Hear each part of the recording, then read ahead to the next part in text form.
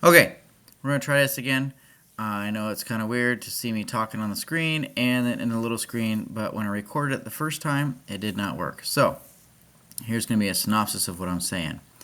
I'm going over a lap joint here. This is the lap joint that I'm showing you, and this is your third project. As I'm pointing to the screen, that's the lap joint. There are 5 different saws that we're going to use to cut the lap joint. Table saw, sliding compound miter saw, band saw, router, and the dado saw. These are the saws that you can use to cut the lap joint with if you choose to do so, and go from there. As I said again, here's the lap joint behind me. The saws are table saw, sliding compound miter saw, band saw, router, and the dado saw. And today I am filming this from the hotel here in McPherson, Kansas. Going from there, I have the first saw set up. It is a table saw, and I've got my board here. What I'm showing you here is, or trying to, is the lap joint and how I'm going to get it marked out. And you have to remember that your lap joint does not go any more than halfway through the board. And that's what I'm showing you here, marking it there. Give myself a second to catch up to it. This is like a really bad commented over video, but it's what I got when I realized it didn't work. The tool that's there on the table saw, that is a mortise jig, and that is for holding the work upright as you run it through the saw. I know in the past we've just kind of held it against the fence, but those were wider pieces, and now that our piece is narrow, smaller than the blade is wide, we want to use this mortising jig. That way the board will not be cut out of the saw. Once again, I'm reiterating, there's my X where I'm cutting out the block, and I'm going to set it over to the side. Grab tape measure, clear off my spot. I'm explaining the mortising jig to you, and that it must slide cleanly through the gusset of the table saw. And this is where I'm talking about how you don't want to just hold it there. And also now I'm lowering the blade down. Remember how earlier I just made marks on the board where my board's going to be? I want the mark on the board to be at the top of the table saw blade. So I'm showing you the mark, and then I'm going to go set it back on the table saw. That way you can see how it lays out. I'm going to go ahead and fasten it into the jig, but here's where I messed up, and you want to actually set the jig into the gusset, or the gusset on the table saw before you fasten it in.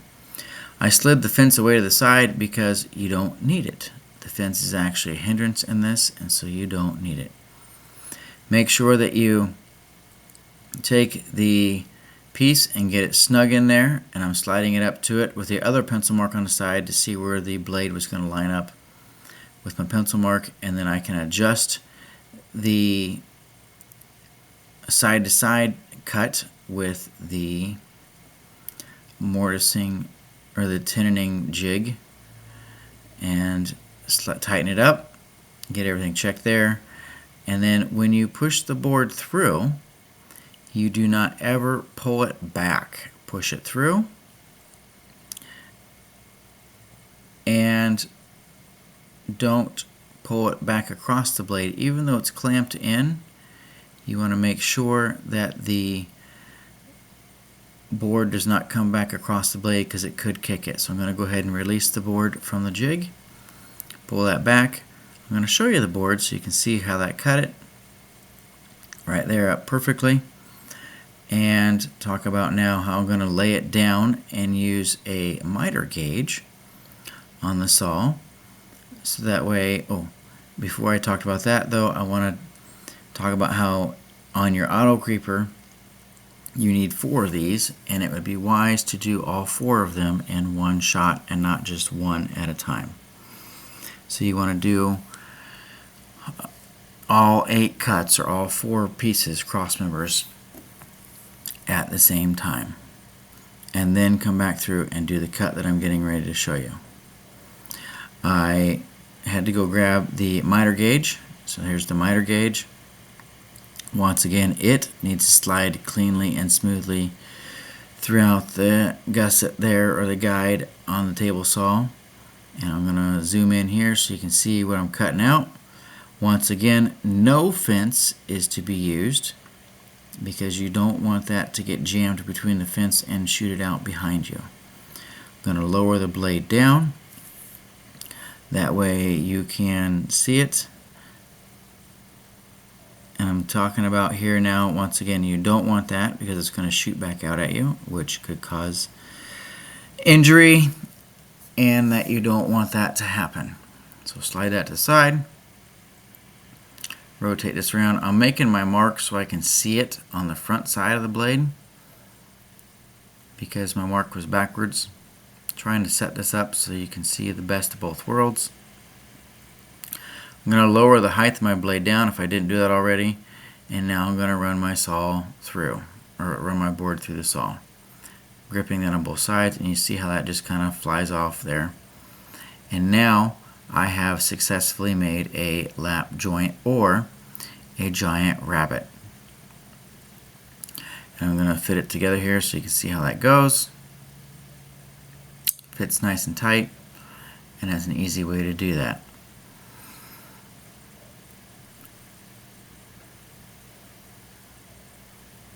Talking about how they fit in, and that would be your cross member along with your side rail, and that you would have 4 cross members there to make that work. That is the demo on the table saw, and now I'm moving over to the chop saw, so that way you can see how to use, the sliding compound miter saw. That way you can see how that one works to make the cut with over here. On a sliding compound miter saw, or I wanted to label this piece first so you can see at the end which ones were cut with what. So I'm writing the word table saw on this piece,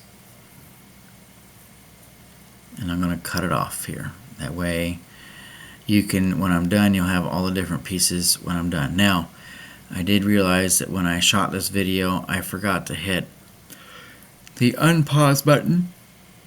And so while I was doing the demo with the dado saw, the video is paused, and so I will have to show you how to do that. But if you can remember back to how we cut the dados and the rabbits with the dado saw, same process, same concept.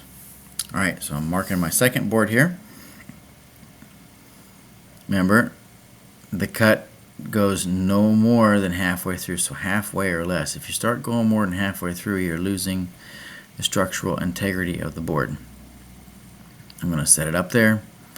Now there is a set screw that I'm getting ready to turn, and that's what I'm trying to show you here. There's this set screw right there. You thread that down, and when you lower the blade, that screw hits this metal plate that my finger's touching there, that I didn't really get you a good view on, and that allows the saw not to go down all the way. So it's by lowering the screw, I'm raising the blade, or I'm stopping when the blade hits, is what I'm doing. Okay, now I got my board, got my mark, kind of draw it across the front. That way I can check to see where the board's, how far the saw blade comes down from there. I don't remember what I'm saying at this point because I don't remember. I do remember at some point through here I talked about how you have to put a dummy board behind that board because the arc on the saw, and that is what I'm saying, the arc on the saw blade won't cut it all the way through, so you have to put a dummy board behind the board. Is that way you cut with the bottom of the blade, or the bottom of the circumference of the blade. Now, your dummy board does not have to be cut by the saw, it just needs to be out there so you can cut it. So I'm going to run this, and it's going to be multiple passes again and again and again and again. but that's the only way to do it with the sliding compound miter saw. It's just to take and make multiple passes. You do not move the board side to side. You just drop the blade and let it cut.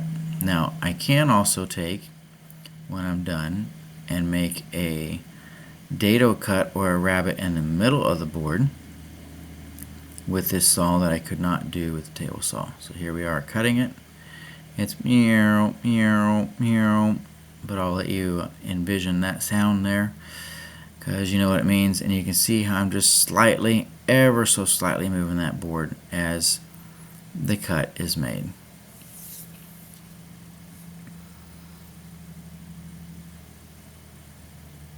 I'm really bummed that the sound didn't work, and then I recorded the video again after school and it didn't work again. So this is time number 3 doing this video, and if it doesn't work this time, I'll figure something different for you guys to do tomorrow. Hopefully it works though.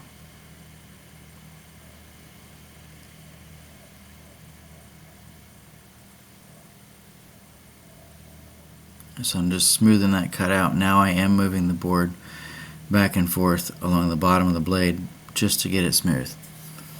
So there's my lap joint cut with the sliding compound miter saw. And you can see how that fits. The board overlaps the other one. And now I want to show you how to do a cut, in the middle. So it'd be like a giant dado, but it would be a lap joint because the board's going to overlap. Once again, it is important that you have seen where I put the dummy board behind that board so that the board is pushed out on the saw, because I don't remember that saw blade's not going down as far. So here we are cutting it, waiting, smoothing it out now, pulling it up. Oh, almost.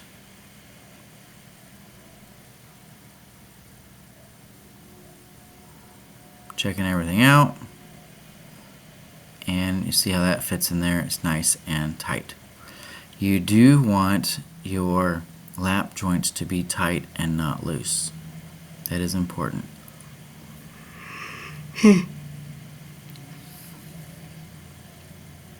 You don't want a loose joint because on the auto creeper you're using bolts and not glue, and so you do want as tight of a wood joint as you can get, and just to keep it in good standing.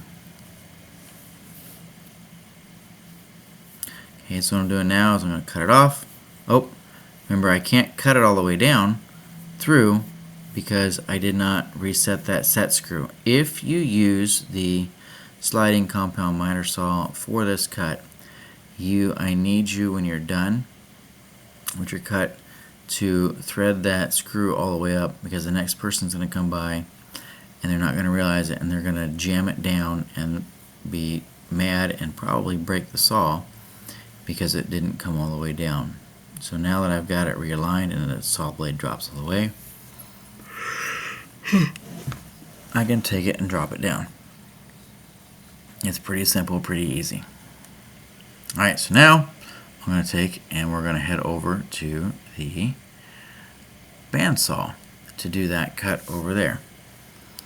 So here we go on a little journey. There's Jake from State Farm there on the ladder. We're coming across the shop on our little mission across the world here. Need some like travel music. Alright, so I'm at the bandsaw, and I'm going to talk about same thing again. Make sure that your cut, I keep reiterating this, make sure that your cut goes no more than halfway through the board. That is important. I'm taking my cut, getting it lined out, marking it out. Now on mine, I did not measure the halfway point, but when you do yours, you need to make sure that your halfway point is exactly the same on all 8 of your cuts. It is important that it is exactly the same because you don't want the board to sit at an angle or a slight angle when you do it. Take your piece. Remember, the guide on the table saw should be about the thickness of your pinky above your work.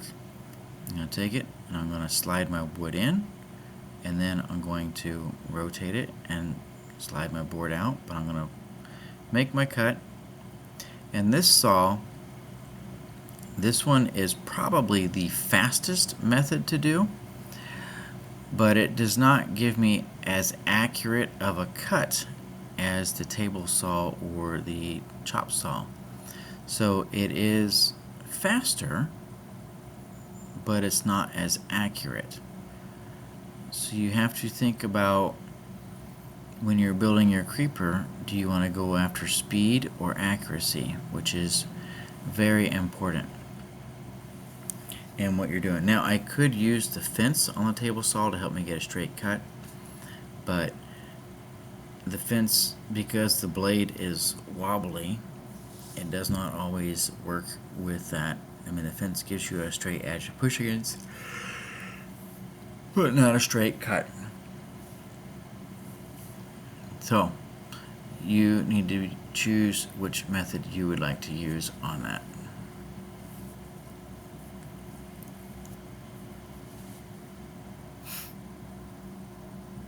I'm writing bandsaw on this piece, so that way at the end, and these pieces will be in the shop so you can see them and know which pieces are cut with which saw. We got that. Throw my scraps away. Bandsaw, and now we're good to go. The next saw that we're going to talk about is the router, to cut with the router. And on this one, it's actually going to kind of be a little pre-intro, because one of these videos will be about how to change the bit with the router and all that. So I'm getting this all set up right here. Now the router in the shop, it does set right next to it. Ta-da! Right next to the bandsaw. And I'm talking about the fence, okay? The fence, when you do this, you need to, because I am using the fence as the back plate, I want to slide that together. That way my board doesn't slip into the middle, and so I'm tightening it up and going from there. Also, because I'm using the fence, I need to get wood clamps and clamp it down. That way the fence does not move on me while I'm getting it going. Okay, at this point I realized, oh yeah, I forgot to slide the fences together. I tightened them up, but I forgot to slide them together. So, I want it tight, as I'm showing you here, that way the board slides across it smoothly, evenly, easy. Go from there. Now, I do not have clamps yet, so I need to get wood clamps to clamp it down. And I need a bit that does not have a bearing on top. Okay, I also need the miter gauge from the table saw. That way I can get the miter gauge cut, or keep it straight and have something bigger to hold on to. So I can also use the router to make the dado cut there in the middle too. So now, here I am, ta-da, I'm back. I have clamps. I have the router bit, which is just a 1/2 inch bit, no bearing on top, just a 1/2 inch bit. And then I have the wrenches to pull it. So we're going to take this. Please remember that when you work on the router or any power tool that you unplug them, as always, make sure they're always unplugged. That way it can't accidentally come on. Take that, the top plate, it twists right off. You undo the lever, twist it off, and you're going to use the 2 wrenches.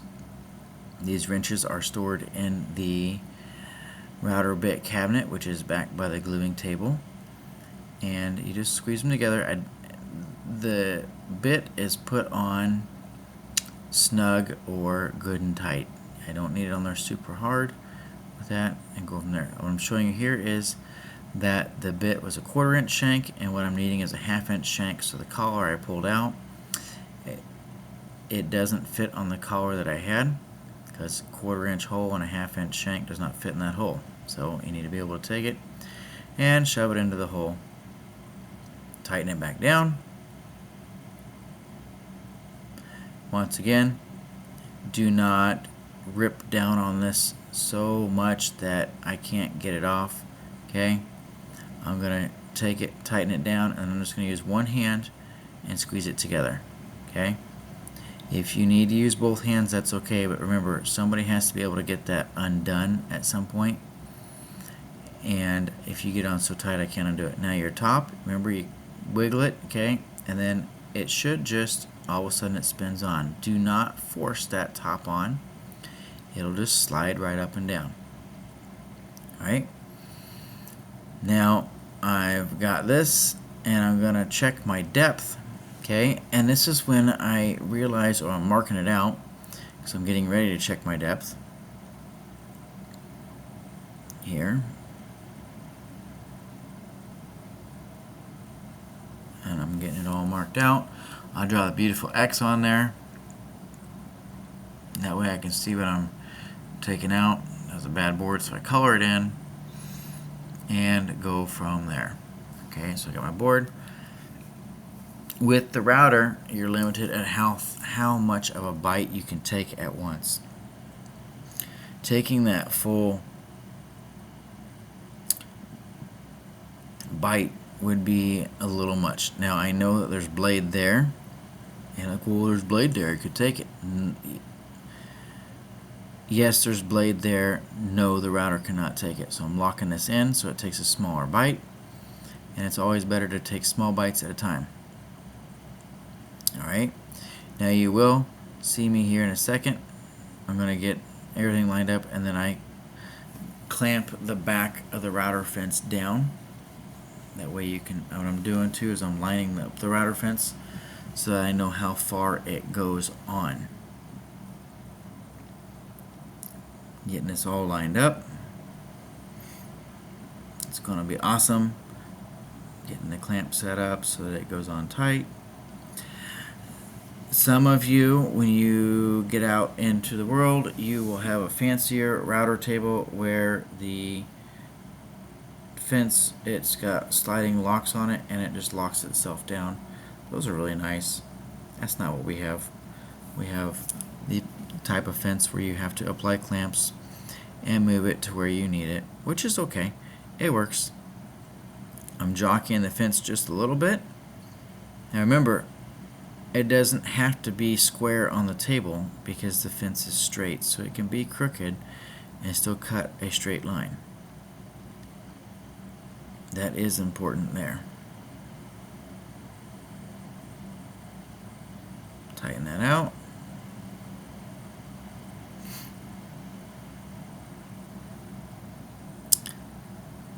Talking about that, make sure your work area is clean, as you don't want anything to hit and move out of the way.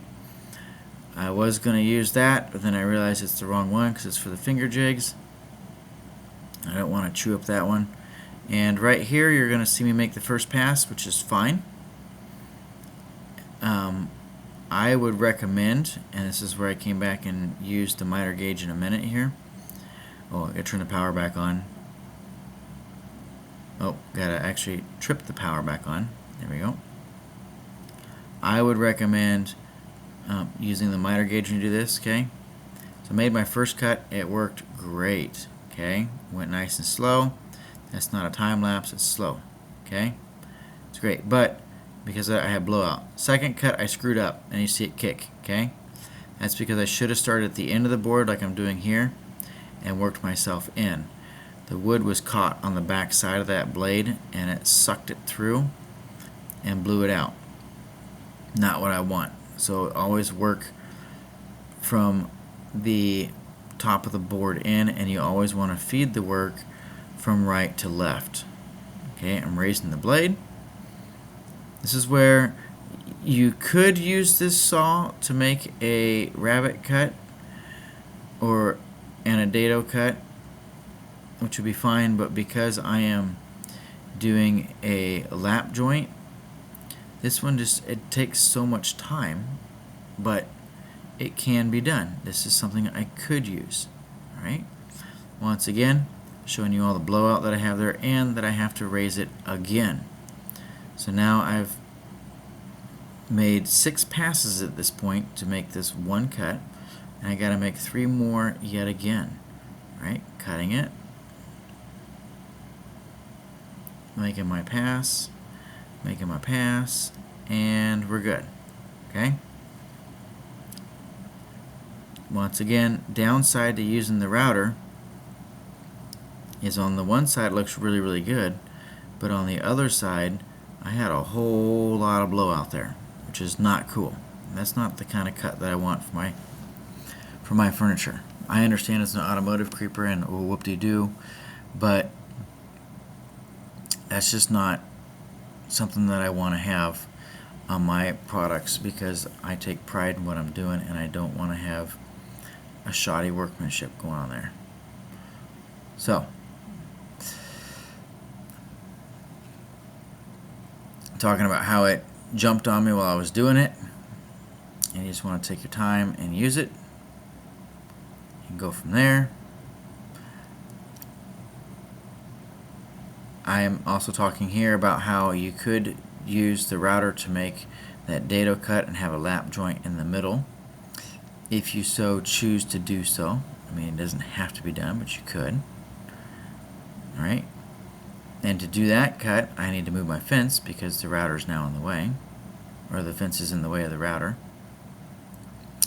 And I'm going to go get the miter gauge that does not have the wood block sticking off the side, because the one that I had earlier right here, this one, it's set up for a finger jig and I don't want to ruin my finger jig setup.